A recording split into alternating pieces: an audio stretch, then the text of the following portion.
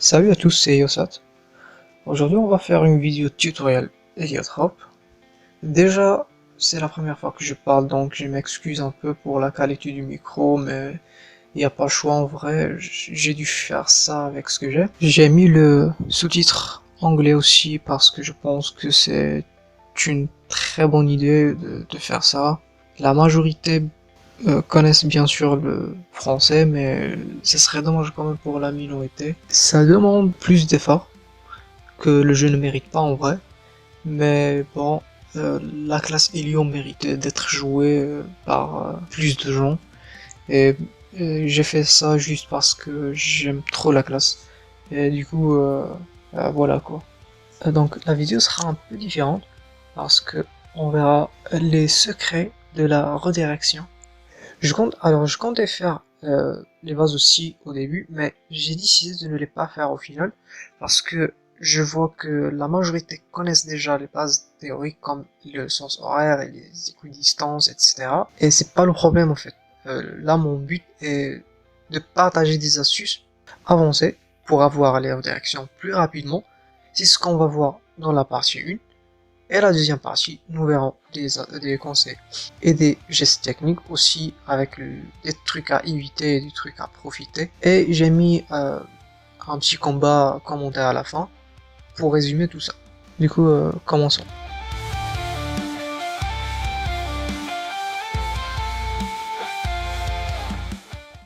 Donc la première astuce, c'est de réduire la distance de calcul entre les portails qu'on veut, et ça va être à l'aide des axes. Donc quand vous voyez ici, la redie est comme ça, le portail 1, on peut l'oublier, il va disparaître, et je veux que ma redie sorte du portail 2 pour taper le putsch. Du coup, je dois tracer les axes jusqu'à ce qu'ils se croisent comme ça. Je calcule la distance entre les deux portails. Je peux calculer 2, 4, 6, 8, 10, 12 et 13. Du coup, je sais que la case pour que Marodi passe du portail 3, c'est celle-là. Donc, je fais un portail imaginaire. Vous pouvez ne le pas faire, bien sûr, mais c'est juste pour expliquer. Il faut faire la projection, du coup. Et j'ai le droit de poser mon portail à n'importe quelle case sur cette ligne pour que Mardi passe du portail 3 avant le 2. Et du coup, voilà, la redit passe, c'est vraiment simple. Donc, au lieu de calculer 20 cases deux fois, bah, vous avez calculé 13, et du coup, vous avez votre redit comme ça. Alors, même cas ici, je veux que Mardi sorte d'ici, bien sûr, portail 4. Et donc, qu'est-ce que je dois faire? Je fais la même astuce, et je trace les deux axes comme ça pour qu'ils se croisent, et je calcule la distance entre les deux portails de 4, 6, 8, 10, 12 et 13, et je sais que la case pour que la redit passe du portail 3 avant le 4, c'est celle-là. Du coup, je fais le même truc, portail imaginaire ou qu'est-ce que vous voulez, je fais la projection, et je peux poser le portail ici, ou à n'importe quelle case ici. Donc je pose ici pour optimiser un peu. Et là j'ai ma redit. Donc là je peux taper directement du portail 1 ou même faire comme ça et poser n'importe où parce que j'ai le portail 2. Enfin j'ai le portail 3 qui me règle la redirection grâce à cette ligne que je vous avais dit.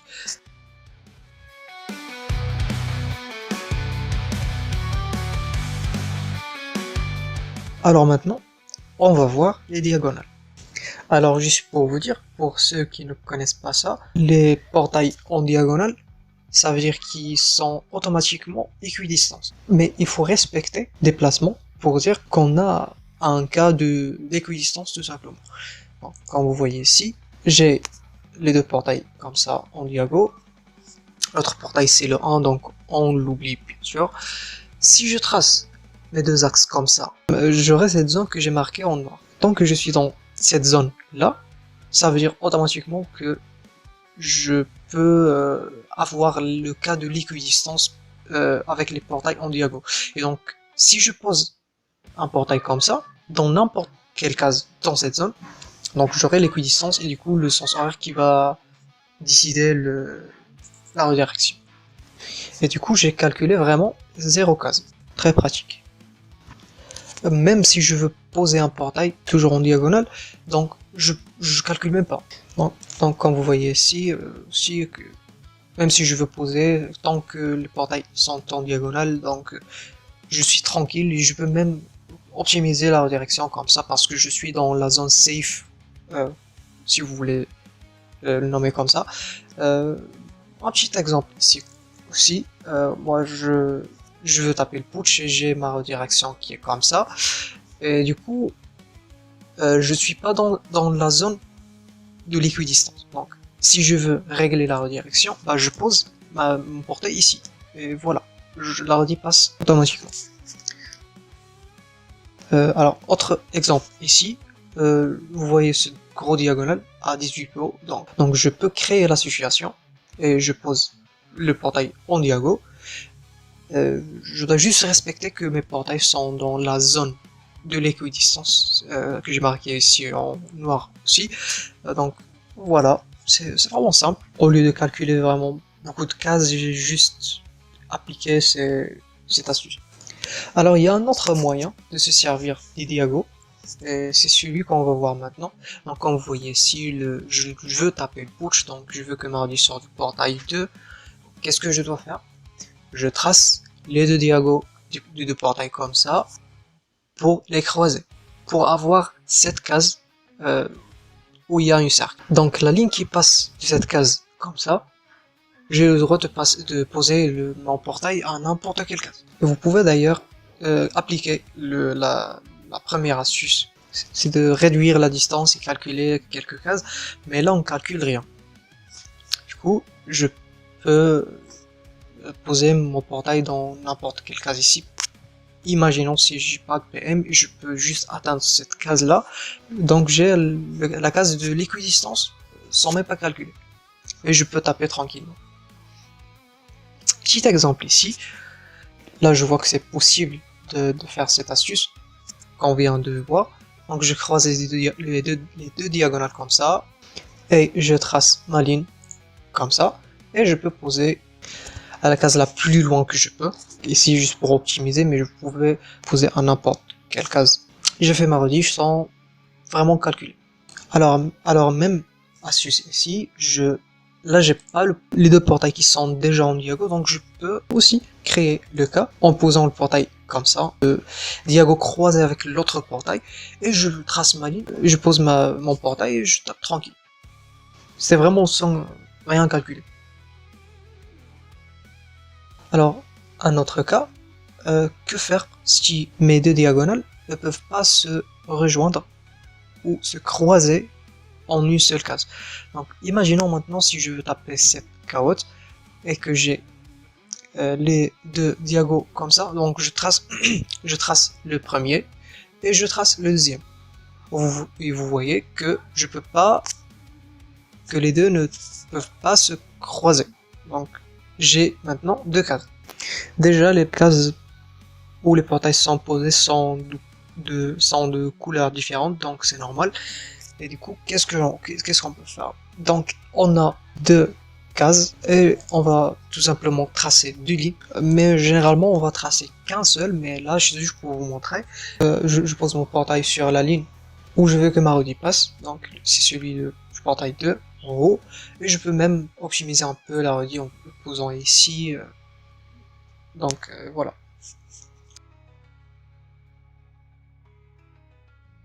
Petit exemple.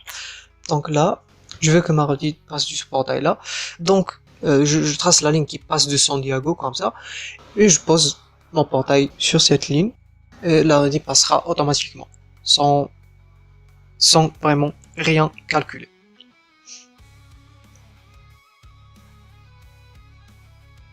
Alors vous avez vu qu'il y a des astuces vraiment intéressantes pour avoir les redirections rapidement. C'est très utile, mais bien sûr qu'on peut pas faire ça tout le temps, soit à cause de la map où on peut pas voir le reste des cases pour appliquer ça, comme le premier exemple qu'on a vu, soit vous êtes au milieu de la map et du coup il n'y a pas de solution magique il faut tout simplement compter rapidement les cases.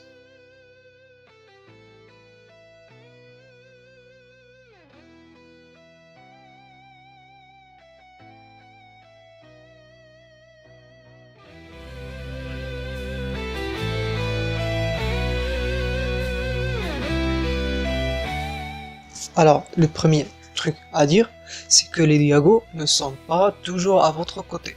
Comme vous voyez ici, j'ai fait le marron direction juste parce que les portails étaient en diago. Donc, il faut les éviter quand il faut les éviter. Donc, si je posais le portail ici, les portails seront en diago et la rediff sortira vers le mauvais côté. Donc, là, je décale d'une case et je pose tranquillement pour éviter ce genre de fail.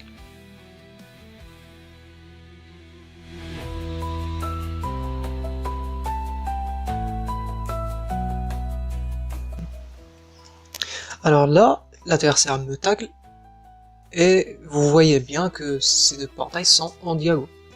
Et là, c'est mon tour pour tuer. Si je pose le portail sur cette ligne, la rediff sortira ici, ce que je veux pas. Donc je réalise ça et je décale le portail et j'optimise même un peu pour poser ici et je peux tuer tranquillement. Si je pose le portail sur cette ligne, j'aurais été vraiment dans la merde parce que le portail 1 était vers l'adversaire. Mais là, on va voir comment les profiter. Et là, vous voyez que je pose un portail dans le portail vers le haut, mais ça passe quand même. C'est à cause du sens horaire, encore une fois. Et c'est comme ça qu'on profite bien de diagonale. Comme vous voyez, je fais des grosses redis qui peuvent surprendre l'adversaire. Maintenant, nous verrons ma partie préférée, et c'est les reconstructions. Ça veut dire qu'on va poser un portail dans le portail pour forcer la redirection de sortir vers l'endroit qu'on veut. Et je me base beaucoup sur les diagos pour faire la redirection de ce genre. Comme vous voyez ici par exemple, là je pose un portail dans le portail, mais je vise le diago pour avoir ma rediff comme ça. Comme vous voyez ici. Même truc pour si vous voulez que la rediff sort par exemple ici vers la gauche, sans vraiment calculer, je sais que le portail que je viens de poser est plus proche d'une case que l'autre. Je peux encore récupérer la redirection comme ça facilite vraiment beaucoup de choses.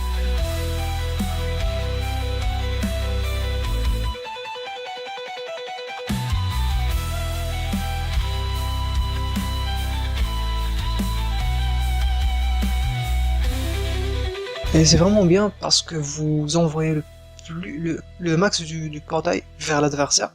Ça veut dire qu'il va galérer à les bloquer. C'est pour ça que j'aime bien faire ça. Mais généralement c'est pour le plaisir. Par exemple, ça je voulais juste l'expliquer.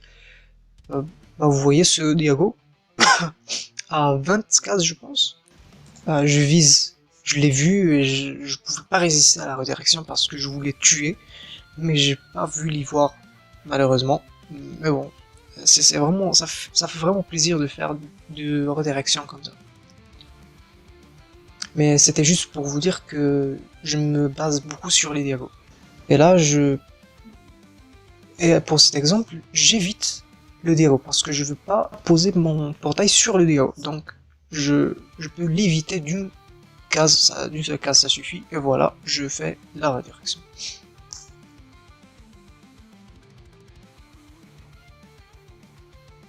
Une autre façon de faire une reconstruction, et c'est généralement plus opti, par exemple dans ce cas là je veux que ma rediff sorte d'ici, et je vois que ces deux portails au milieu, ils me dérangent pour faire ma rediff, donc vu que c'est le 1 et le 2, je peux envoyer loin mes portails pour que la rediff sorte vers l'endroit que je veux.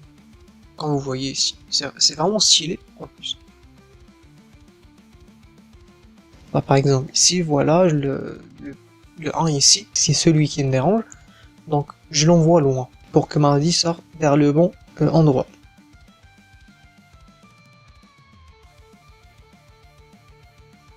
Et cet exemple ici, j'ai évité le diago, pour ne pas me faire troll avec le sens horaire, donc je fais ça, et le portail 1 qui me dérange, je l'envoie loin, et je récupère la rediff comme ça. C'est vraiment bien ce genre de redirection parce que ça vous permet d'élargir votre jeu portail. Et vous pouvez même profiter des diagonales défensivement. Ça veut dire faire des redirections qui ne sortent pas vers vous en profitant les diagonales. Par exemple, j'ai une redirection qui ne sort pas vers moi. Ça vous économise beaucoup de PA. Enfin, juste un PA, mais un PA parfois ça fait vraiment de la différence et c'est bien pour ne pas fermer.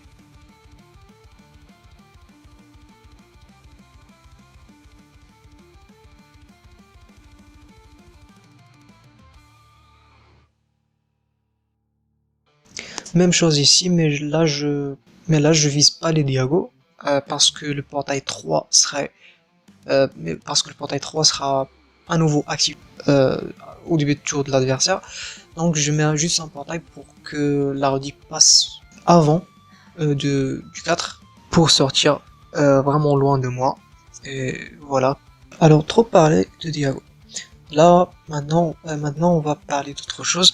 Et le truc que je voulais bien mentionner, c'est que généralement quand vous débutez la classe, vous regardez pas toute la map quand vous voulez taper l'adversaire. Vous devez avoir l'œil sur toute la map. Par exemple ici, si je suis concentré que sur le côté haut de la map, comme ça, si je veux faire le tour classique, je pose et je rentre dans un portail pour reposer en bas, je vais tomber dans cette erreur. Vous voyez bien que je peux pas taper, juste parce que j'ai pas regardé mes portails en bas.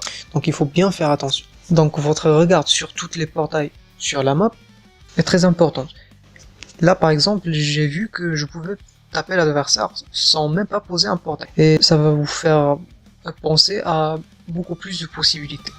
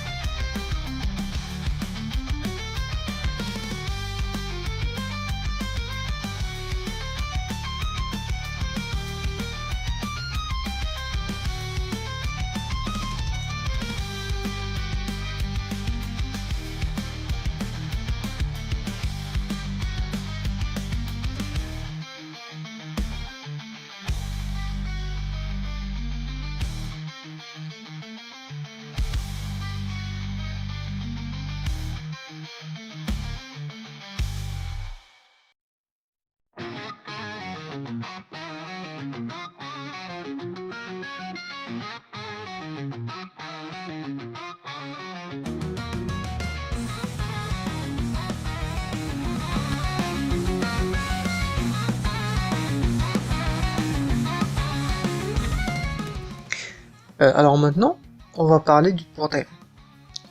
Et c'est en fait pas juste un portail qui va disparaître, parce que parfois il est le portail le plus important sur la map.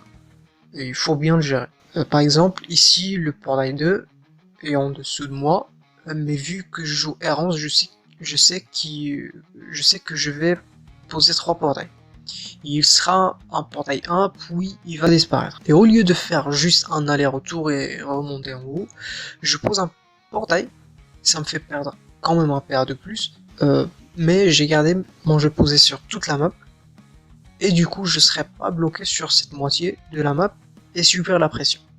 Et là, je vois que mon portail 1 est en haut, comme vous voyez, mais la redirection n'est pas bonne pour y aller directement et pouvoir par exemple taper. Donc je perds tout mon tour juste pour garder mon jeu posé et pas me faire troll à la fin. Même cas ici contre CTK, il y a que mon portail 1 en haut et là j'ai dû perdre 3 paires pour me placer pour y aller. mais là c'est parce que je voulais taper, mais même si je peux pas taper, ça aurait été vraiment plus rentable que reposer un portail et taper par exemple avec une redirection et se faire arracher derrière. C'est des petits détails, mais c'est ce qui fait la différence sur la longue durée.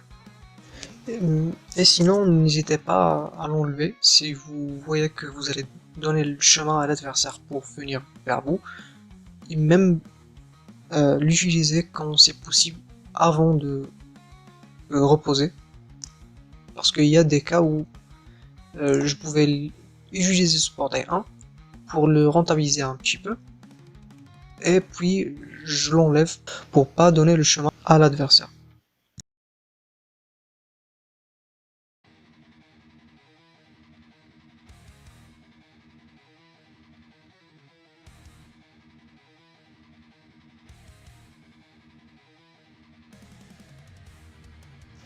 Alors le truc suivant que je veux mentionner, et je peux pas donner vraiment des conseils théoriques pour le faire parce que c'est une question d'habitude.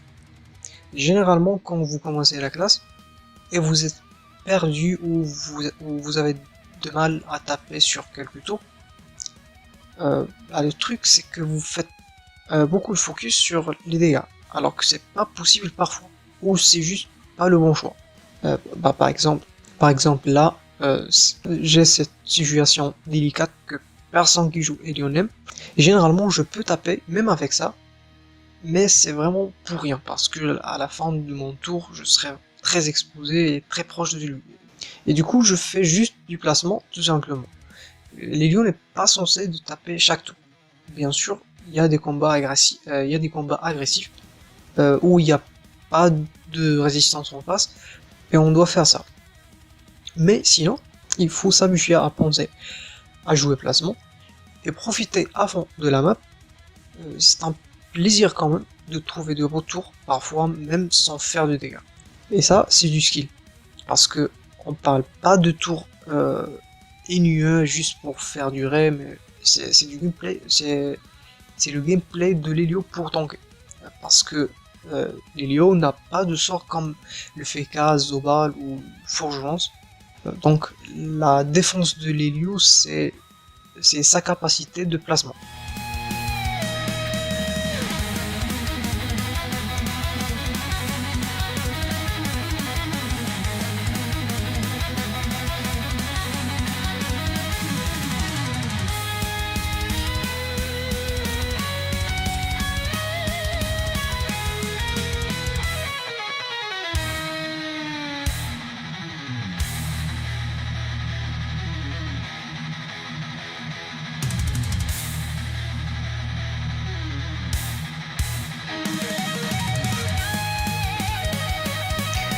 Mais une autre chose à dire, c'est que votre force sur la classe Elio, c'est la créativité. Donc vous n'êtes pas obligé toujours de choisir de soit taper, soit de placer. Il y a des cas où vous pouvez faire les deux. Et c'est les beaux tours qu'on veut voir. C'est d'être agressif mais safe. Donc n'hésitez pas à avoir l'idée de tour avant de le faire pour laisser soit un ou deux ou même 3 PA parfois à la fin pour compléter votre tour. C'est ce qui fait généralement la différence, parce que au lieu de taper avec un sort de plus, vous allez prendre beaucoup moins de coups, et même parfois 0 dégâts, juste parce que vous avez pensé à safe à la fin du tour.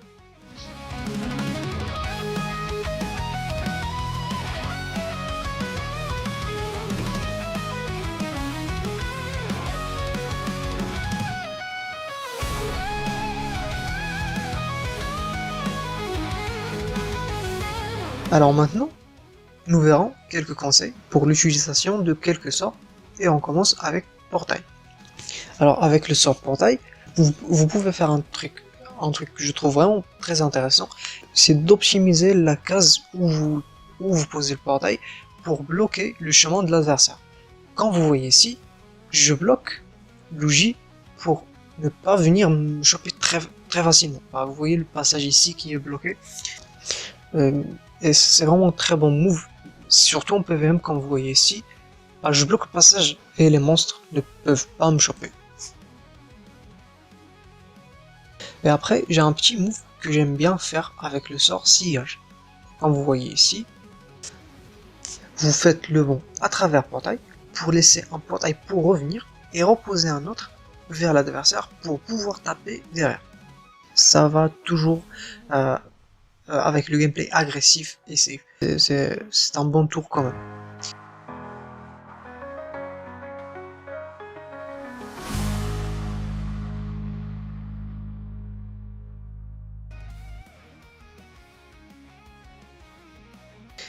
Et une autre façon que j'utilise le sort, quand l'adversaire est un peu au milieu comme ça et que je veux quand même garder un peu la pression, je prépare une redirection vers moi pour le placer et échanger les côtés avec lui, mais le taper quand même en même temps. Je sais que le combo est un peu coûteux, mais quand vous avez beaucoup de PA, ça va, et c'est mieux en tout cas que rien faire. Mais juste, faut faire attention parce que le portail où vous lancez le sort et le portail de sortie seront fermés. Et du coup, vous voyez que je lance le sort au début sur un portail que je vais pas utiliser ou qui va généralement disparaître.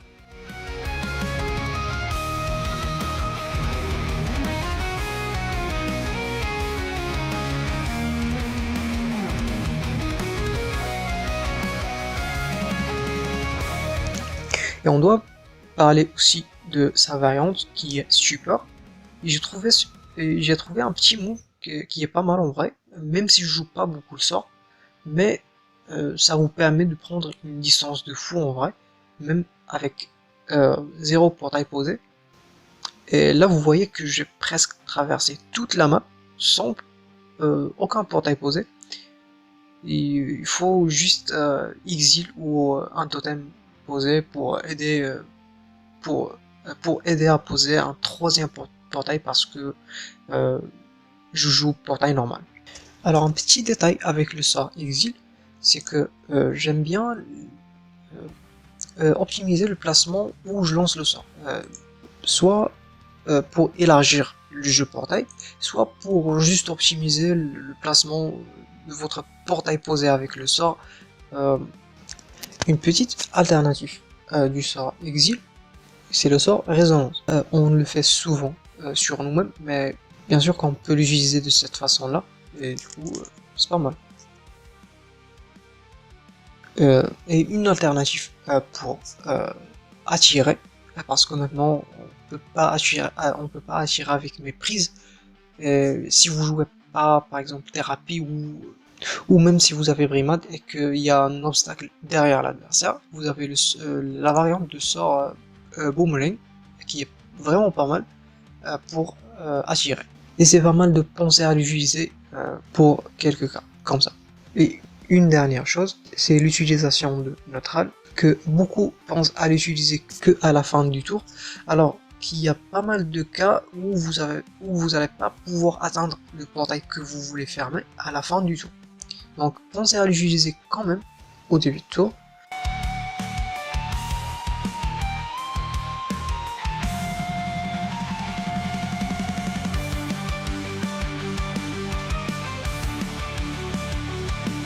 Et une micro-optie, c'est de penser aussi à garder quelques sorts pour les lancer après le neutral pour rentabiliser le remboursement PA du sort. Par exemple, je lance pas la pomme curative avant pour ne pas passer à un PA. Et maintenant, on a terminé de parler des conseils et des astuces. Il ne reste qu'un petit combat pour voir tout ça en cas pratique. Donc allons-y. Alors pour le combat, j'étais contre un Inutraf feu. J'ai mis un Coculte là parce que même si je perds l'ini, mais je pense qu'il va bien temporiser, donc je me suis dit je vais full dégâts.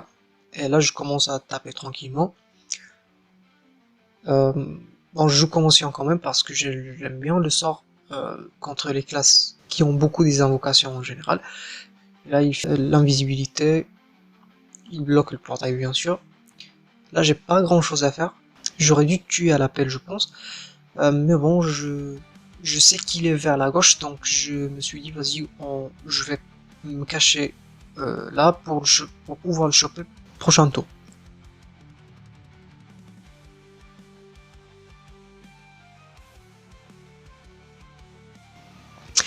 Mais là, il fait la retraite et je réalise qu'il a un Domakuro, donc j'ai pas grand chose à faire encore. Donc je fais avancer un peu les portails pour choper l'appel, parce que j'ai 0 PM bien sûr, et le coffre je le touche pas, parce que je sais ma chance avec les coffres de l'ennemi. Et là je pense à rush, mais c'était pas le bon choix je pense, parce que j'ai pas fait gaffe au sac. Mais bon, en tout cas c'était juste pour faire la redite, euh, pour montrer l'astuce qu'on a vue avant. Donc vous voyez que je trace les deux diagonales du portail comme ça, et je trace la ligne pour avoir la case de l'équidistance. Ça me permet de faire la redirection très rapidement. Là je clique pas, malheureusement, pas de chance. Lui il va me poser l'ébène, il va bloquer le portail je pense. Ok, il fait ça.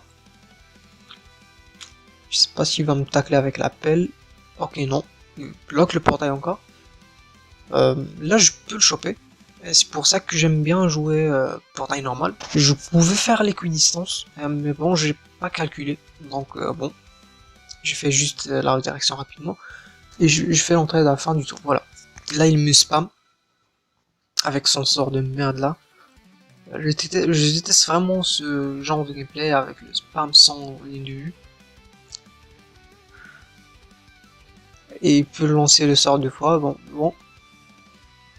Et là, je vois la zone, je la prends directement. C'est pas mal le monter maintenant avec les sorts en faisant comme ça, camouflé, convention, etc. C'est vraiment pas mal. Là, il met à nouveau son sac. Vous voyez ce qu'il va faire. Il va me spam toujours avec son sort, son ligne de vue. Voilà, OS le totem. Il bloque le portail. Donc là, le portail 1 est vers lui. Et je vois que c'est pas rentable de taper. Donc, sinon, je serais toujours bloqué en haut. Du coup, je choisis de faire du placement. Vu que là, le sac dans tous les cas. Donc voilà, je fais du placement, je tue le sac. Et lui, je sais pas ce qu'il va faire. Il me spam toujours avec son sort.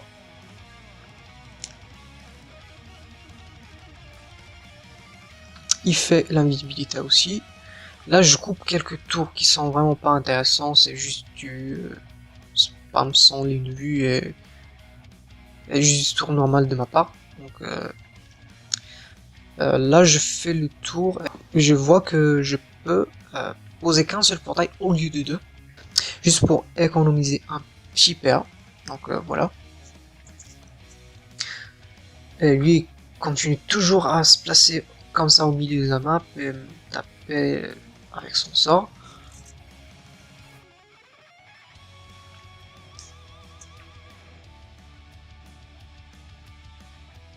Et il va me tacler avec la pelle je pense, ouais. Ok, là je vois ce petit diagonal et je vise la reconstruction. Et c'était juste pour le plaisir, vraiment. Et pour mettre aussi la pression parce que c'est quand même une petite big redirection. Mais bon, je tape quand même du 2 fois 800 je pense. C'était pas mal. Et lui il est un peu dans le mal et voilà, il est plus dans le mal. Il fait 1800 de soins, il me pose les veines en plus. Voilà, il est proche de moi et là j'ai une grosse redire encore que je peux faire. Je fais l'astuce qu'on a vu aussi.